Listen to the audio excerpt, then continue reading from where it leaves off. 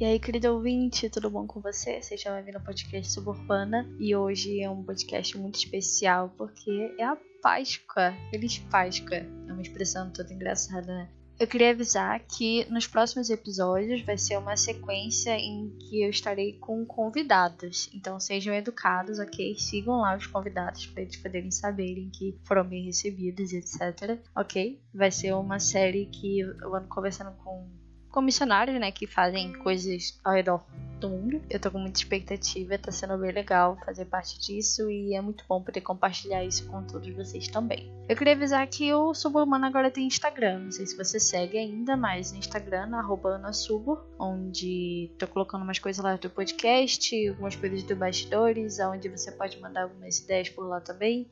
Também estamos no Apoia-se. Eu sei que eu já comentei no outro episódio, mas vai que tem um novo ouvinte por aqui, né? Então, Suburbana também tá no Apoia-se, para você poder ajudar a fazer esse projeto acontecer, porque ele não é só um podcast, ele vai virar outras coisas no futuro.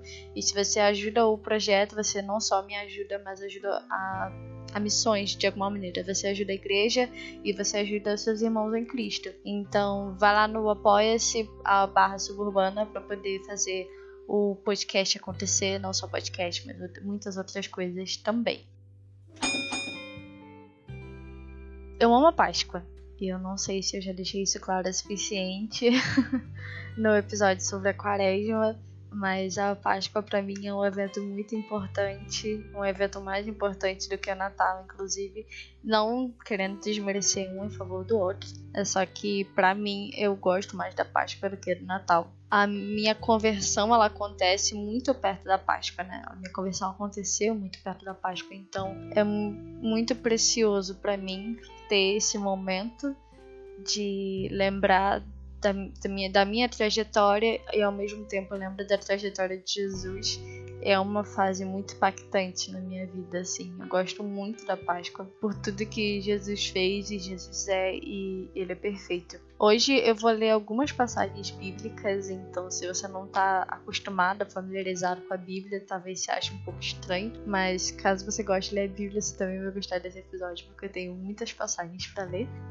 Mas eu não vou ler tudo, porque, enfim, é muito texto e eu vou ficar aqui só lendo a Bíblia. Eu vou deixar as referências para você poder ler depois com calma e poder pensar e refletir a respeito de tudo que a gente vai conversar. Eu não vou entrar no mérito de explicar o que é a Páscoa, partindo do ponto de que meus ouvintes são cristãos e eles já sabem o que é a Páscoa e o que se dá na cerimônia e tudo mais, mas quero ressaltar aqui o significado e do porquê nós temos a memória da Páscoa, porque nós temos um dia voltado a falar sobre isso, porque temos um momento em que todo o nosso intelecto e o nosso sentimento deve ser voltado a esse momento. Vale lembrar que a Páscoa ela era... Eu falei que não ia fazer isso, mas desculpa, é que é difícil conseguir explicar o agora sem explicar o antes. Então, eu vou ter que fazer um resumo. A Páscoa ela é a festa da passagem, onde os judeus faziam uma celebração em memória da saída deles do Egito, onde eles celebravam a libertação deles e tudo que Deus fez por eles e de toda a passagem, entendeu? Tanto é que Jesus, ele também faz a ceia e ele divide a ceia com seus discípulos, ele participa da ceia e é uma cerimônia que nós fazemos até hoje, a ceia. Eu sinto muita falta da ceia, maldito coronavírus. Atualmente, a nossa ceia agora, ela é um eco do que foi a ceia um dia na época de Jesus, que era um momento de memória, um momento de lembrar o Deus que libertou um povo escravo e um Deus que traz um povo rebelde para a sua aliança, é um povo que através de Jesus traz os gentios para perto de si. A ceia, ela é essa memória, a lembrança de que nós não merecemos, mas fazemos parte de um corpo cujo cabeça é Cristo. Eu vou começar lendo uma passagem de Levítico, porque eu gosto de Levítico. O Pentateuco às vezes é um pouco difícil para algumas pessoas, né? Porque é um livro muito chato e é um livro que fala sobre sacrifícios e sobre sacerdotes e sobre várias regras. E muitas pessoas acham isso muito chato, mas eu pessoalmente acho muito precioso, porque mostra o quanto Jesus, quanto Deus tem zelo pelo seu povo. Vale lembrar que santo significa separado. E quando Deus dá todas essas normas para o seu povo seguir, Ele está separando o seu povo para Ele, separando o seu povo para si. Então, quando Ele fala, entrega todas aquelas normas de tudo que o povo deve fazer, Ele está separando o seu povo, tomando para si e dizendo: esse é o meu povo e essa é a minha aliança. Minha aliança é manifestada através dessas separações, dessas restrições, dessas ações. Essas cerimônias, essas memórias, essas festas, essas normas servem para que vocês se lembrem de que são um povo escolhido e selecionado por Deus. Existem vários capítulos em Levíticos falando exclusivamente sobre o sacrifício, e ele expõe com riqueza de detalhes como o sacrifício deve ser feito, como o sacrifício deve ser preparado e como ele deve ser sacrificado. E se você não tem em mente a sombra de Jesus que existe em cima de Levítico, a leitura dele se torna um livro muito chato, muito enfadonho. Mas eu quero te ajudar a enxergar de um jeito diferente Levítico, lembrando que tudo que está escrito nele aponta para Jesus e aponta para um povo separado, um povo que ele está separando para si, um povo santo. Não é santo ainda temos um coração perverso, ainda estamos longe de ser um povo santo, mas ele nos deu o como nós podemos fazer isso, como nós podemos trabalhar em favor da santificação para que a gente se aproxime de Deus. E em todos esses capítulos onde ele fala exclusivamente sobre o sacrifício, eu só consigo pensar a respeito de Jesus, porque ele também foi sacrificado. Existem tantos detalhes a respeito de como o sacrifício deveria ser feito, e eu só consigo pensar no como Jesus se deu ao trabalho de atender a todos esses detalhes antes de ser sacrificado. Eu não sei se eu estou conseguindo me expressar direito, não sei se estou conseguindo me fazer entender. Jesus, ele teve tentações, ele teve que lidar com situações que a gente não gostaria. Ele foi chamado de filho de Beelzebul, fala sério. Quando eu leio isso, eu fico muito indignada, porque assim, se alguém me chama de filho de Beelzebul, eu já ia chegar na voadora e falar: você é louco, te mostro o filho de Beelzebul, sabe? Totalmente errado, eu preciso me converter. E quando eu olho para Levítico, eu só consigo enxergar Jesus nele, e de como ele teve que passar por tantos processos, lidar com tanta coisa. Ele abriu mão de muita coisa para nos ensinar a agir como ele. E ao ponto em que ele foi sacrificado, ele mostrou que... Eu tô ficando emocionada, gente. Eu vou ler aqui, gente, Levítico 17:11. Pois a vida de todo ser vivente está no sangue. E é por isso que Deus mandou que o sangue dos animais oferecidos como sacrifício fosse derramado no altar, a fim de conseguir o perdão dos pecados do povo. Pois é o sangue, isto é, a vida, que tira os pecados. No caso, nessa época em que Levítico foi escrito, o sacerdote tinha que oferecer um animal como sacrifício em perdão dos pecados do povo e em perdão do pecado dele mesmo, no caso do sacerdote. E como está escrito aqui, o sangue é onde está a vida. Ele derramou o próprio sangue. E constantemente o sacerdote ele tinha que estar oferecendo um animal ou alguns cereais. Ele tinha que estar constantemente oferecendo o sacrifício em pelo perdão do povo, porque o povo estava sempre vacilando, igual a gente está sempre vacilando. E Jesus veio e ele atendeu a todos os requisitos básicos para se tornar um sacrifício perfeito. E ele foi sacrificado, ele derramou o sangue dele pelo perdão dos nossos pecados e ele morreu. Não só isso, ele venceu a morte. Eu tenho um episódio que fala sobre a morte, no episódio Inimigo Mortal.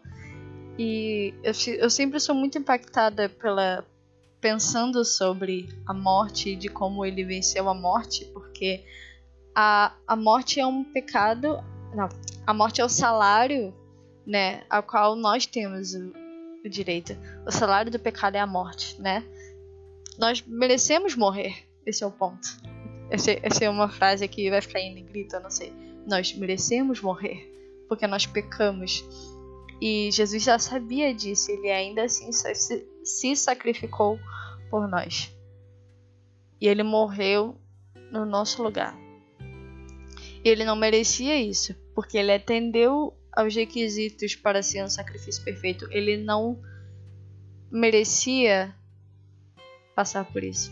Ele escolheu passar por isso porque ele tinha um plano de redenção. Ele tem um plano de redenção. O plano dele é perfeito. E quando eu penso que existe uma condenação que deveria ter caído sobre mim, mas na verdade caiu sobre alguém que é santo. E eu quero que você se lembre disso na Páscoa. Essa é a Páscoa. A redenção, a graça e a esperança. Você deveria ter morrido, você deveria ter sofrido, mas um sacrifício perfeito foi feito antes de você. E por isso você tem a oportunidade de viver. Tudo, absolutamente tudo, aponta para Jesus, desde Levítico até os dias de hoje. E o que temos hoje é porque ele foi sacrificado por nós. Enfim, eu vou ler outra passagem aqui. Isaías 53. Essa é um clássico, tem até música. É muito bonita. Do começo. Eu vou ler o capítulo inteiro. Aí, se você quiser, lê aí Isaías 53 também. Eu vou ler na versão NVI. A crente, ai meu Deus. Quem creu em nossa mensagem e a quem foi revelado o braço do Senhor. Ele cresceu diante dele como um broto tenro e como uma raiz saída de uma terra seca. Ele não tinha qualquer beleza ou majestade que nos atraísse, nada em sua aparência para que o desejássemos. Vale lembrar que estamos falando de Jesus aqui nesse capítulo, tá? Só pra ter certeza. Foi desprezado e rejeitado pelos homens, um homem de tristeza e familiarizado com o sofrimento, como alguém de quem os homens escondem o rosto, foi desprezado e nós não o tínhamos em estima. Certamente ele tomou sobre si as nossas enfermidades e sobre si levou as nossas doenças.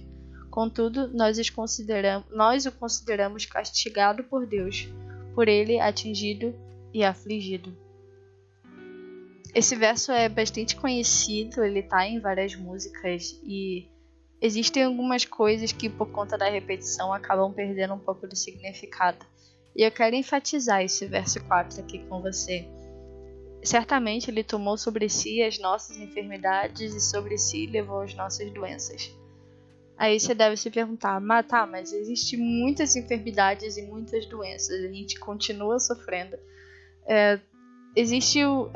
vai ser uma explicação longa se eu for tentar falar isso em detalhe, mas o homem ele ainda é caído e o processo de redenção vai ser concluído quando Jesus voltar.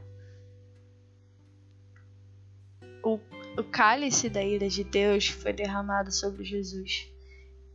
Eu não sei se você pensa muito sobre o inferno. A maioria das pessoas tem uma imagem de que o inferno é ruim porque ele é quente. Mas o inferno é ruim porque a presença de Deus não está lá. E se tudo que você quer é a presença de Deus, você não pode viver uma vida que vai para onde Deus não está. Então, o que Jesus fez ao ser sacrificado foi ir para um lugar onde Deus não está, para que ele pudesse abrir caminho para nós que merecíamos de fato ir para esse lugar onde Deus não está, para ir para o lugar onde Deus está. Quando ele vence a morte, ele faz isso por nós. E pelo perdão dos nossos pecados, ele foi sacrificado para que nós pudéssemos ir ao Pai e não nos afastarmos dele. Verso 5. Mas ele foi transpassado por causa das nossas transgressões, foi esmagado por causa das nossas iniquidades. O castigo que nos trouxe a paz estava sobre ele, e pelas suas feridas fomos curados. O castigo que nos trouxe a paz estava sobre ele. Se hoje nós podemos ter acesso ao Espírito Santo, se hoje nós podemos ter a esperança de encontrar a glória do Pai, isso se dá por conta desse momento de sacrifício. Ele foi castigado em nosso lugar, ele foi sacrificado em nosso lugar, ele foi morto em nosso lugar, para que a gente pudesse ter a oportunidade de ter um relacionamento com aquele que criou todas as coisas de uma maneira redentora e salvadora. É por isso que Jesus é o nosso Salvador, por isso que Jesus é o nosso Redentor. Verso 6. Todos nós, tal qual ovelhas, nos desviamos, cada um de nós se voltou para o seu próprio caminho, e o Senhor fez cair sobre ele a iniquidade de todos nós. Ele foi oprimido e afligido, contudo não abriu a sua boca. Como um cordeiro foi levado para o matadouro, e como uma ovelha diante dos seus tosqueadores fica calada, ele não abriu a sua boca. Com julgamento opressivo ele foi levado, e quem pode falar dos seus descendentes? Pois ele foi eliminado da terra dos viventes, por causa da transgressão do meu povo ele foi golpeado. Foi-lhe dado um túmulo com os ímpios, e com os ricos em sua morte, embora não tivesse cometido qualquer violência, nem houvesse qualquer mentira em sua boca. Como eu já falei, o sacrifício em Levítico, ele demandava muitas exigências. Ele precisava ser um animal perfeito. E da mesma maneira, Jesus também se ofereceu como alguém perfeito. Ele é perfeito. Verso 10. Contudo, foi da vontade do Senhor esmagá-lo e fazê-lo sofrer. E embora o Senhor faça da vida dele uma oferta pela culpa, ele verá sua prole e prolongará seus dias, e a vontade do Senhor prosperará em sua mão.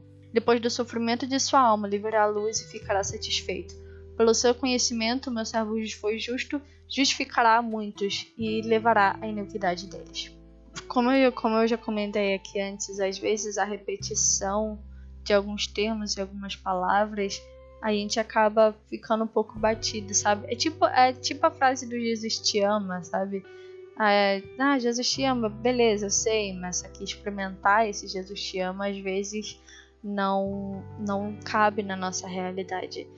E por termos tantas imagens da cruz e tantas canções sobre a cruz e enfim, tantas informações a respeito da cruz, ela vira uma coisa do cotidiano. E isso não é uma coisa ruim, é importante você lembrar da cruz todos os dias, mas eu quero te ajudar a lembrar do significado total da cruz. Lembrar que você deveria ter sido sacrificado, você deveria ter morrido, você não merece ter acesso ao Pai, entendeu? Você não merece nada do que você tem.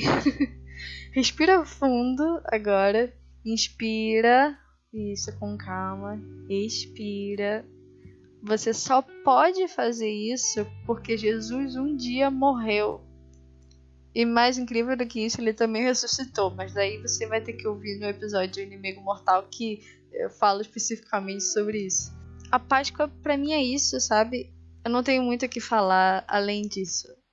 Que esse episódio sirva para te lembrar do porquê nós pensamos a respeito da cruz. E da próxima vez que você for cantar a respeito disso, que você tenha uma revelação real e verdadeira a respeito dele, sabe? A respeito do que a cruz significa, a respeito do que Jesus fez naquele lugar. Você deveria ter sido sacrificado, você deveria ter morrido, mas é porque ele fez isso no seu lugar que você tem acesso ao Pai. Em Hebreus 4 fala sobre isso, verso 14. Portanto, visto que temos um grande sumo sacerdote, lembra, em Levítico o sacerdote ia para oferecer os sacrifícios em nome do povo. Aqui ele fala do grande sumo sacerdote, que no caso é Jesus. Ele se sacrificou em nome do povo.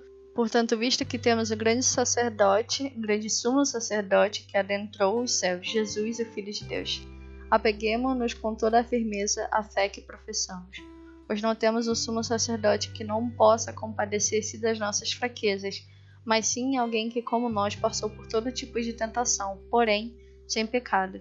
Assim sendo, aproximemo-nos do trono da graça com toda a confiança, a fim de recebermos misericórdia e encontrarmos graça que nos ajude no momento da necessidade. É porque Jesus foi sacrificado, porque ele se tornou o grande sumo sacerdote, que nós podemos nos aproximar do trono da graça. E eu espero que você entenda o que eu tô falando. Eu espero que de alguma maneira isso seja compreendido pra você. Eu espero que isso te leve a pensar a respeito desse assunto, a repensar a respeito da Páscoa e de tudo que ela é, de tudo que Jesus fez.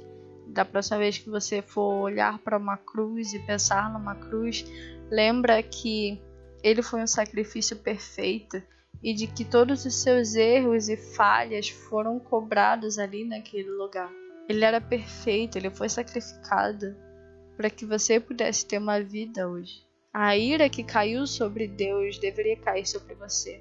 A ausência da presença de Deus que Jesus sentiu um dia deveria cair sobre você.